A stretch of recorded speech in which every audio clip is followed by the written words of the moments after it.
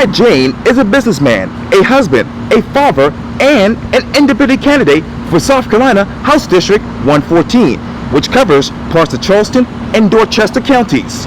I speak exclusively with Brad for this edition of Quintin's Close-Ups. And if you haven't already, subscribe to my YouTube channel and like Quintin's Close-Ups on Facebook.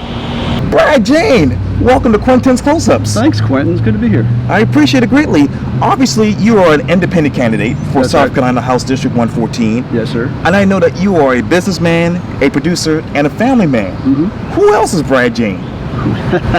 Well, that about sums it up. I mean, I'm a person who loves hard work, loves getting things done. I've been very fortunate to lead projects and manage teams for industries and organizations really throughout the Southeast and the country. So that's a big part of who I am. You know, doing good work, finding solutions, trying to help people. What solutions are you finding right now for House District 114? Solutions would depend on the specific issue, of course. But I mean, I think one thing that we need to try and do is be innovative, look for new methods. Things aren't going to change if we're not willing to change things. So what I like to do in my life, and what I'm proposing that we do more in public service, is that we look at a particular issue, find out what needs to be done, what needs to be fixed, and figure out a way to do that, which in a lot of cases would be something new, or else it would already have been fixed. I think you can apply those into the pillars of what we understand public service to be: public education, economic policy, infrastructure, environmental conservation, all of which are tied into each other. So let's look at public education, for example. We know what needs to be done. There is an education reform bill in the General Assembly right now that, by my read on it, looks to be a bit of a hodgepodge that nobody's really happy with. But what we know that needs to happen is teachers need to be paid more. Teachers need to be given more support, which includes autonomy. And teachers and administrators need to be given the freedom to build their classrooms in their school communities in the way that best fits those particular communities. And we also need things like smaller classrooms. There are other methods that research shows are essential to public education. That includes early learning literacy, extended learning. There's been a ton of research that have happened in the state, a ton of programs that have happened in the state that shows the value of reading to kids. It sounds like a simple thing, but it's very meaningful years 0 to 3 and years 3 to 4. There are programs that have existed to do that for kids that aren't getting that opportunity. And what the results show is you do that in those first years, 0 to 3 and then 3 to 4, they puts them on an arc of success that's unprecedented. It really changes what they're going to be when they're like 16, 17, 18 years old. These aren't willy-nilly concepts. These are schools, these are concepts that are coming into play in the Low Country right now. Schools are doing that, and we can learn from that. We can see how that works and how we can scale it up, because I get it, it's changing the public education system somewhat, but it's going to have a long-term benefit. If we look at innovative methods like early learning, extended learning, kids are better prepared. That means that teachers, their jobs become more manageable. They can focus on what their classrooms and curriculums are supposed to be functioning as, instead of trying to catch up these kids. Those kids are going to be better prepared when they get through K-12. Better prepared workforce means a better prepared economy for South Carolina. We're a very business-friendly state. One of the things that we're lacking a bit is in having a workforce and arming that workforce. This solves that problem. And it gives those individual students and their families and their kids an opportunity for success that they might not have had before. And let me pick up on that, because you said you want to apply common sense principles to public education. You just mentioned this: higher teacher pay, professional support from the top down, and more freedom for teachers and administrators to do their jobs so they can do them well, with innovative solutions for struggling schools and a statewide derivative for quality public education. What principles would make sense right now? Well, I mean, let's start with the big one. Let's make it clear that we value quality public education, and this goes to a constitutional amendment, a state constitutional amendment. Right now, what the state constitution says, as the Supreme Court has interpreted, is the only thing that we're required as a state to do is provide minimally adequate education. Minimally adequate isn't going to serve us in this 21st century economy. So we just revise that a little bit, which has been a topic that's been talked about, and make it clear that we as a state value and are mandated to provide quality public education for all of our students. Now, let me ask you this too. Besides those principles, what innovative solutions would work for those struggling schools in House District 114? Well, you can get into things like sister schools, you can get into things like parent liaisons, community liaisons. I think the way you come up with innovative solutions is you look at a particular place and see what are, for lack of a better term, the weak spots. There are a lot of schools that don't have as much community support, don't have as much parental support. Look for ways to shore that up with things like sister schools, shared after-school programs, parent liaisons, community liaisons, teacher-team approaches. The elements we were just talking about, early learning, literacy, and extended learning, which there are schools that are creating, let's not call it after-school program because I think people think about that just as daycare. These are structured programs that oftentimes have a lot to do with electives. And it gives students a structured place to go after school that just arms them a little bit more and be more well-rounded, more dynamic students. And let me get back to the top of this actual race, because obviously you are a candidate at 114. You live in 114. How did your relationship begin with the residents of 114? I lived there. I mean, how did it begin? My dad was in the military, so we moved around a lot. And we were stationed in Charleston several times. I moved back here after college in 2000. And I lived in District 114 for about 9 years. Before that, it was James Island and in other areas, West Ashley. So we're raising our kids there. All our kids are in public schools. That obviously creates a lot of community. So we know a lot of parents, we know a lot of families, we know a lot of small businesses that we're close with. So that, I think, sums up the relationship, just being there and knowing people. And also I've always been fairly involved in the community on a grassroots level. Some would even say behind the scenes. I've done a lot of stuff with the state and Trident Tech when it comes to job and career training. Sure. That sort of builds out the relationship. But really I just like to work with people. I like to meet people. I like to learn from people. And I like to see what we can do together to make things better for people. Make things better for people. Yeah. You talk about those 9 years in 114. Sorry about the bugs in the rain. That's right. Yeah. Let me ask you this. What is the biggest difference between 9 years ago and right now when you think of 114? Well, I mean, all of Charleston, it's been going through a ton of growth. I mean, like, I've been here since 91. I went away for college. So that's, I mean, what it was like, and I live in Owl Palms, what it was like then and now is obviously night and day. That's been even more so for the last 9 years. So a lot of growth, which is great in that and look, I'm all about being business friendly, but also being reasonable. I mean, I don't think we're talking about development. That's sort of the big change, I guess you're asking about. And that's an issue that needs to be dealt with in terms of figuring out how to be smart how to develop smart. We haven't always done that. We're dealing with issues as a result of that. Flooding is a big result of development that wasn't as smart and attuned as it should have been. Rising sea levels are obviously contributing to it as well. So the biggest change is growth, and the response to that is figuring out how to grow, but do it in a smart way, a nurturing way. What is smart growth? I mean, toeing the line between making sure that people have opportunities economically, but making sure that it's like this little seesaw. You know, you want to make sure that those opportunities are balanced with making sure that the environment and infrastructure is not damaged. I mean, we all live here because it's a wonderful place to live, and that has everything to do with quality of life. If we're building crazy big tracts where houses are on tiny little parcels and way too much development on low-lying areas, for example, big issues are happening. So just, you know, I don't think it's too hard to quantify. Just make sure we're not causing more damage than the positives that we're creating. But then what is quality life in 114? For starters, for me, it's just the beautiful landscape that we live in, and I live close to the Ashley River, close to the North Bridge. Right. I go out kayaking with my kids. I mean, it is being in the marsh. This is a land that I'm very tied to spiritually. A lot of the work I do on the storytelling side is very tied to it. That's a huge part of quality of life. Making sure that people have opportunities. There is all this growth that we're talking about.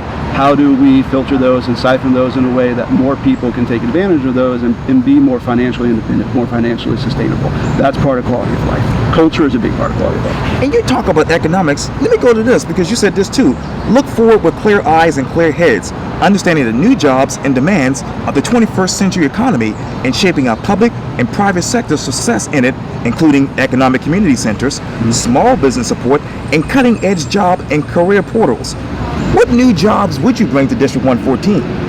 Well, new jobs, I mean, one of the things that I think we've been good as a state, and this has been led by the Department of Commerce, is bringing in quality industries, aviation, automobile, life sciences. We're a very business-friendly state. I think we keep up with that. One thing that I think we haven't done as good a job of is creating opportunities for more people in South Carolina to capitalize on that. A lot of that has to do with jobs access and jobs training. It's ironic, but one of the deficiencies it seems we have in terms of being business friendly is not having as a prepared workforce, as a talented workforce, as these industries are expecting when they come in. Now, a lot of that has to do with better public education, like we talked about. Now, also, what I can remember in my life is that I don't think anybody has ever been successful without having some guidance along the way. And I think that people who haven't had the opportunities to be successful, probably a pretty consistent variable is they haven't had somebody to help guide them along the way. So we're talking about a portal that says, okay, this is your crucial first step. You're 50 some years old and you've lost your job because your industry is evolving. Where can you take your skills and how can you adjust them through training to get a job, a better job? If you're a low-wage worker and you want a sustainable career for your family, how can you do that? What are the jobs that you could be a good fit for with a little bit more training? I'm an independent contractor. Right. That's a big part of the 21st century economy is we can be so much more nimble now thanks to technology and just thanks to other evolutions, understanding how that works and what it takes to be successful, to identify marketable skill or product within you and get it out there in the market in a profitable way. These are not terribly difficult things, but if you're not used to it, it can feel very abstract. If you have one centralized place that can give you that basic information as crucial first steps, that's what these economic community centers are, it can allow more people to take advantage of the industries that we're already bringing to the state. But then what is your blueprint for this economic center? Well, I sort of just described it, but basically there's a lot of these services already exist. You have things like South Carolina Works, you have things like South Carolina Business One Stop, you have Envision centers from HUD at the federal level. These are all ideas of creating access for people. I've been studying this up and we're sort of building it out, this concept of economic community centers, and we'll have a more defined blueprint in the next few weeks. But the whole idea is, one, a lot of those things are great in theory. They're not, as we understand it, not necessarily being executed and innovative. That can be, like for a jobs database, for example, automation, and really keeping up with that and providing good information.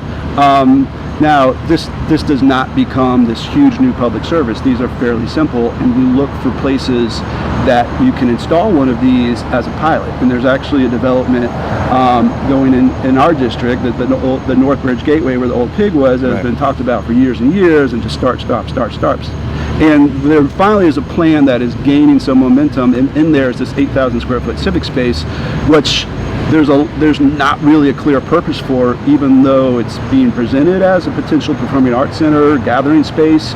And so there's a space that, okay, that's meant to be a civic space. We're talking about economic opportunity as a civic center. Let's see if we can combine those. And that's what I'm trying to convince the city to consider doing. How clear are your eyes when it comes to demands in the district as far as jobs?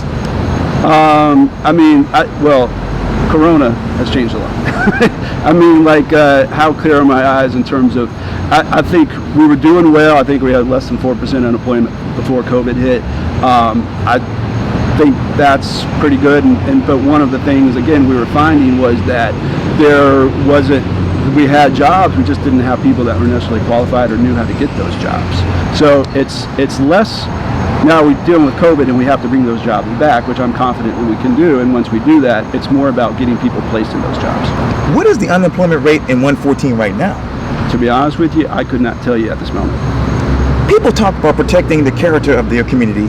If elected, how would you create a Formula Business Act to protect those businesses in 114? A Formula Business Act? Yes, sir. To protect those businesses. What do you mean by protect? Save these businesses. There's a lot of businesses in 114. what plan you have to keep these businesses alive? Well, I think being business friendly and not being overly regulated and giving them resources, and also letting the area grow enough so that it can serve and feed those businesses, but again, without causing damage or destruction to the land conservation programs that we have. And how many of those programs do you have right now in 114? Land preservation? Yes, sir. Well, there is, one of my very favorite ones is East Edison Conservancy. Have you ever heard of this? Right. Oh, yeah. Okay, right. So, and this is one of the things I'm very fortunate about in the business that I do, is that I'm able to learn a lot and get involved with a lot of industries. So, that was it was official in 2016, East Edison Conservancy, and this butts up to District 114. It's not in District 114, but butts up to it. And they had all these groups, starting with West Rock, who was the landowner, but Coastal Conservation League and other groups had worked for 9 years to create these covenants that were an incredibly smart use of this 55,000 acres that went from District 114 to the Ace Basin, which is another 20,000 acres of protected land. So now you have the 75,000 acres of either protected land or land that's built on a covenant tree that is based on easements and very strict density restrictions. So what this group did and realized, and so what I was able to do is learn a lot from it, because I was involved with the launch and put together background and video on the whole thing and interviewed everybody that was involved with it, is they recognized that they wanted to protect this rural land. This goes into a lot of what we're talking about in terms of smart business, in terms of land conservation, in terms of culture, in terms of quality of life. We didn't want to be like the north side, nothing against Mount Pleasant and up to that area, but that just was a lot of development that didn't put a lot of thought into it, in my opinion. What these groups said, again, led by the private sector with West Rock as the landowner, was that we want to preserve this land. That doesn't mean you can't use this land. It's working land. And the way it's set up is you can only do real estate transactions. I think the least dense is one house per acre. And it's a lot of timberland, it's a lot of honey land, it's a lot of recreational land, but it works really well. And so that's an example of the land program. It's an extreme example, and all these pieces had to fall into place. That idea of, let's remember why we love this area. Let's remember what's important to us. That doesn't mean we have to stop business as a result of it, but we can rethink how we do business. We can rethink about how we program land, how we use land. Let me reread that question. People obviously talk about protecting the character of their community. If elected, and if you own the House floor, how would you get that passed as far as a Formula Business Act? Well, I mean, that's stuff I have to build out and figure out policy-wise how that would work. But that East Edison and some of the other things we're talking about sums up the philosophy that I would want to base it on. Let me turn back over to the coronavirus. Obviously, with the COVID situation affecting the local economy so badly, how has it affected sales tax revenues that the district needs to fund projects? Well, obviously, it's brought it down dramatically. I mean, people are spending less money, so less tax revenues are being collected, which affects our budget, affects public education funding, affects all sorts of funding. Now, we're fortunate that we had a $1 billion surplus for the last fiscal year, which is, I think it was actually close to $2 billion by the time it was said and done. And now I think it's down to like $750 million, so we're fortunate to have that cushion.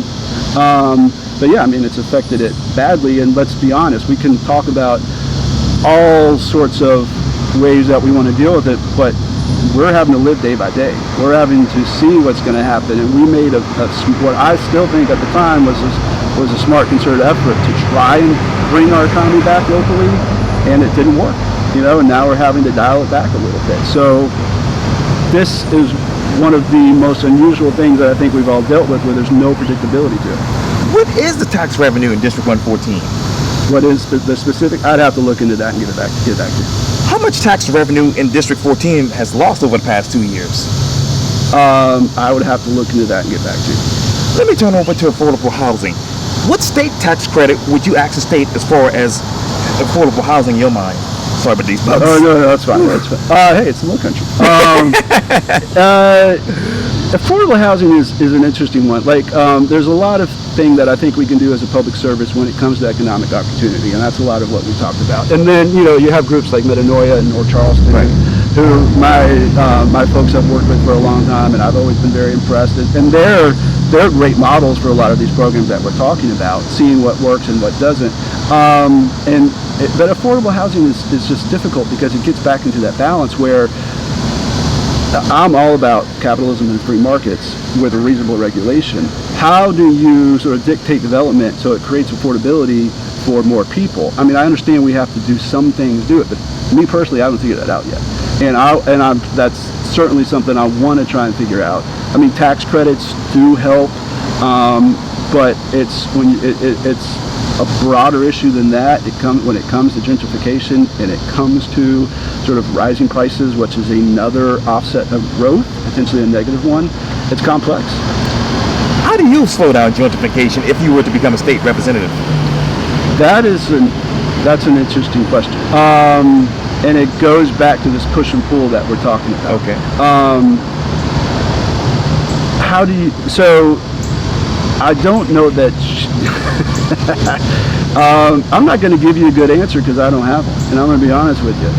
Now, it's funny because I'm actually working on a project right now that has something to do with gentrification. I mean, I guess we could start with education. We could remind folks that just building up a bunch of condos in North Morrison or sort of completely changing the Upper King Street commercial district has a lot of benefits, but it has negatives.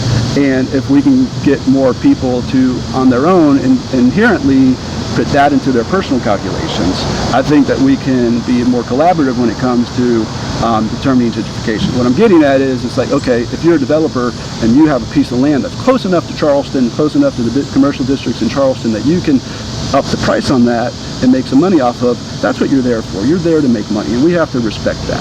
But if you can also understand the added benefits of the culture that we have and the community that we have, and we don't want to lose those, and some of what you're doing is going to create some gentrification issues that could potentially adjust their game plan a little bit. I mean, I know that there's also this emerging development plan that's on community sustainability, that's about preserving the community around you and putting, there's actually somebody in District 114 who reached out to me who's doing this up in North Carolina. It was really fascinating.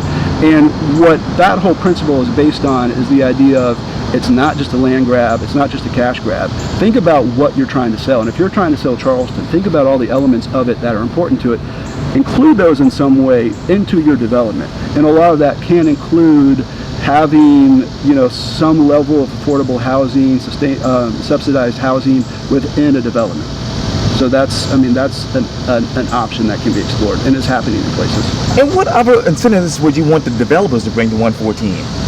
Other incentives to incentivize them to do that? Yeah, I mean, you would include some tax credits. You would include some incentives that make it more likely for them to do it. But you also, I think you have to also speak to their minds and their hearts and help them understand the benefit of creating development that reflects Charleston versus replaces it. What are the benefits for development? The benefits for development in general? Well, I mean, it starts with profitability. I mean, anytime you're building something that you can sell for a profit, that's just a basic business plan. But a lot of what we're talking about is smart development. And so that being a major component of it, but not the only component of it. You said earlier that, obviously on your website, smart schools. This is friendly with opportunities for everyone. Alleviate gridlock through better roads and infrastructure. Innovative environmental conservation. Would the 526 extension alleviate gridlock? So 526 is an interesting case study for the idea of public service and collaboration that we're talking about. Depends on who you ask is the question. And look, here's my take on 526. It won't affect my backyard personally. I know a lot of people who I trust who live on Johns Island, who live on James Island, who it would affect, and they don't want it. And I'm listening to them. And now I know that there's a lot of people that do want it. I'm listening to them too, but I think the people who don't want it have a stronger standpoint.